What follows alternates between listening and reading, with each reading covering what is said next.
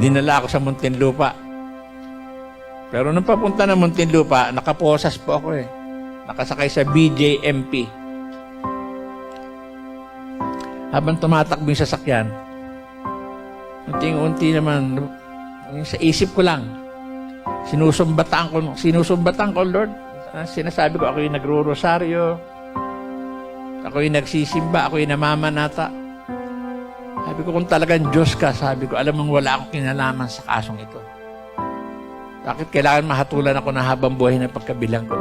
Sabi ko, hindi ka totoong Diyos. Nagalit ako sa Diyos at nawalan ako ng paniniwalang may Diyos. At ang naging takbo ng isip ko, sabi ko, ganito lang naman pala buhay ko. Maglolo ko na rin ako. Ganito lang naman pala eh. Maglolo ko na rin ako sa loob. Pagpasok ko sa Muntinlupa, nakakaiyak. Pero salamat, nagkaroon ng confirmation yung testimony ko. Matagal ko na po pinapatuto ang takbo ng bilibid. At salamat sa Lord, nagkaroon ng confirmation yung aking mga kinikwentong nahayag po sila, di ba? Sa TV, sa radyo. Totoo po yun. Kaya doon sa mga kalalakihan na narito, huwag nyo nang pangarapin makarating sa Muntinlupa. Ano? Nakakaiyak po sa bilibid. Alam niyo po sa bilibid, ang preso, basta't may pera, lahat po ng klase ng alak, pwede mo mabili. Sugal, lahat ng sugal. Karakrus, barahahay, alay, ending, loteng, weteng, meron po. Drugs mula marijuana hanggang shabu. Ang shabu sa bilibid, Lunes pa lang inilalako ng mga pusher sa mga brigada, pinapautang ang shabu ron, linggo bayad. Ganong kadami ang bato sa bilibid. Pwede utang, Monday hanggang Saturday, o basta Sunday, bayad ha. Ang problema mo pag hindi ka nakabayad, grabe, ang laki ng pamalo. Pag uwi ng dalaw, roll call na. Haba ng listahan. O, hindi ka makabayad, dadapa ka. Papaluin, grabe, lalaki ng pamalo. Hindi ko mo pinalo, bayad na. Hindi, every Sunday, hanggat di ka nakakabayad, dadapa ka ron. Yung iba nga, hindi na makabangon eh. Binubuhat na yung galing brigada, dadalhin sa takalan. Takalan ang tawag nun eh. Takal, yung palo. Iba umiiyak, nagmamakaawa, inuunat yung kamay. Na kung pwede, dito na sila paluin. Bakit ka mo? Kasi yung buong likod nila itim na. Babae, dami pong perang babae. Sunday, naku, dami pong nagdadalang perang babae. Sabi ko, masahol pa sa laya. Masahol pa sa laya. Kasi sa laya, may huli ka eh, di ba? Eh, doon paano ka mahuhuli? Nakakulong ka nga eh. Walang kahuli-huli, may gwardya ka pa. Alam niyo itsura ng mga gwardya sa bilibid? Sabi oh.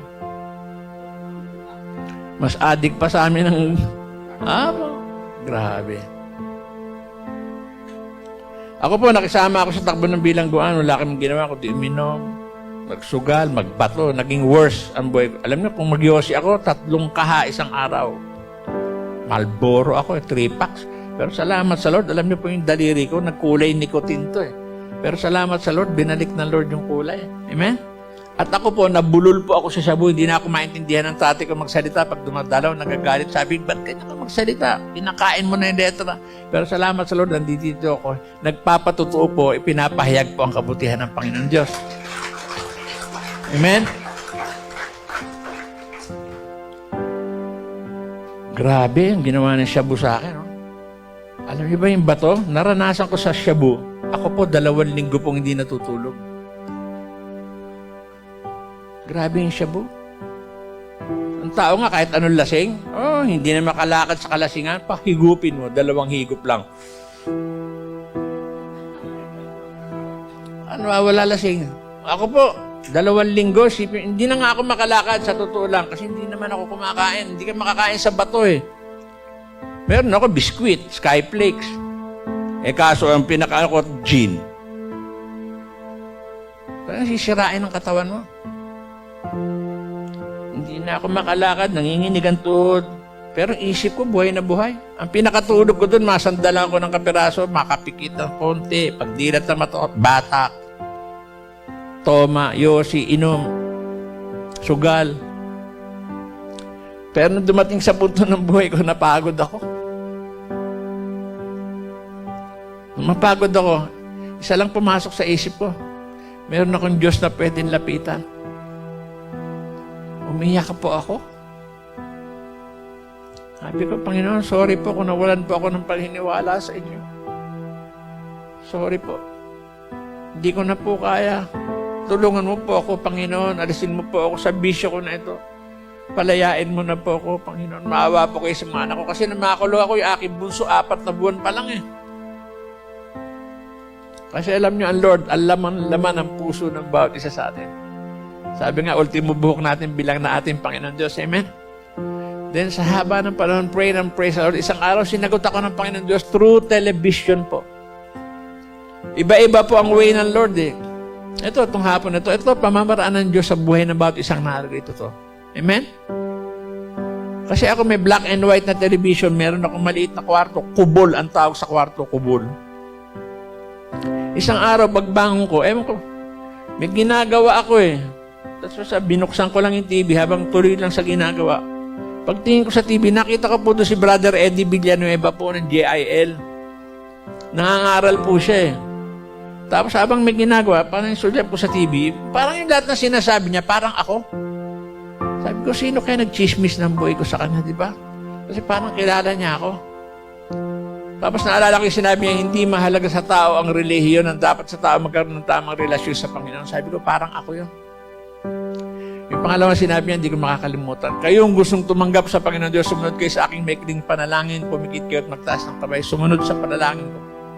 Alam niyo mga kapatid, that was March 3 of 1994. Ako ay pumikit, nagtaas ng kamay, sumunod sa panalangin. After ng prayers na yun, meron akong naramdaman na hindi ko po kayang ipaliwanag sa inyo. Pero naramdaman ko ng mga oras na yun, niyakap po ako natin Panginoon Diyos. At isa lamang po natatandaan ko mga kapatid, na ang lahat po ng kasalanan ko po'y pinatawad po ng ating Panginoon Diyos po.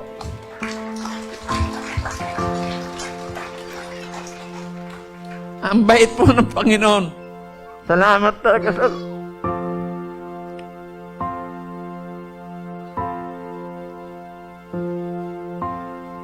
Pero ang demonyo, wala siyang tigil. Alam niyo, nung araw na yun, nung ako'y tumanggap sa Lord, may kumatok agad sa kwarto ko. Pagbukas ko, nakita ko yung mga kasama ko, mga kakosa ko, daming dalang bato. Kosa, tira tayo, libre. Nanalo kami sa sugal kagabi. Eh dati doon makatira lang ako ng bato, miski magkautang-utang ako, makatira lang ng bato. Pero nagulat ako sa sagot ko, pati yung mga kakosa ko nagulat. Alam mo sagot ko, tsaka na, sabi ko maglalaba ako. Kahit may tigapaglaba ako ron. Tuwing may darating, dinalaw daw siya ng airmat niya, miss ko siya para patirahin ako, walang bayad. Sabi ko, tsaka na, susulat ako sa daddy ko. Maglilinis pa ng kwarto, mamamalaan siya, magligpit ng gamit, lahat po ng klase ng pamamaraan po sa tulong po ng Panginoon Diyos ay nagawa ko po. Alam niyo mga kapatid, doon na po ako unting-unting nakaiwas sa mga kasama ko. Doon ko na po inumpisahan, hawakan po at basahin po ang banal na aklat po. Alam niyo, nung una kong basahin ng Bible, yung magandang balita, yung kulay blue na Tagalog, yung makapal. Nahiya ako sa Lord eh. Kasi yung kwarto ko doon, meron yung Bible na yun. Pagkatagal-tagal na yung Bible doon. Hindi ko siya hinahawakan. Tapos undamputin ko, naiyak ako kasi ang dumi-dumi. Daming alikabok eh. Kumuha ako na santo ko malinis. Pinunasan ko, habang pinupunasan ko, umiiyak ako. Sabi ko, Lord, sorry po. Hindi ko naintindi itong mga salita niyo. Patawarin mo po ako. Sabi ko, Lord, tulungan mo po ako. Wala pa akong alam dito. Bigyan mo ako, Panginoon, ng tamang mababasa ko dito. Alam niyo, hingin mo kay Lord, bibigay talaga ng Lord. Nung sinabi ko, Lord, bigyan mo ako ng mababasa ko dito, hindi ko makalimutan yung pagbukas ko ng Bible, hindi ko na siya nilipat-lipat. Dinala ng Lord yung mata ko doon sa John 1:12 na kayong mga nanalig at tumanggap sa akin ay pagkakalooban ko ng karapatang maging anak ng Diyos. Akala ko kasi yung araw, dasal ako ng dasal, simba ako ng simba, anak na po ako ng Diyos. Hindi po pala kailangan pong tanggapin natin, papasukin natin sa ating puso ang ating Panginoon. Amen?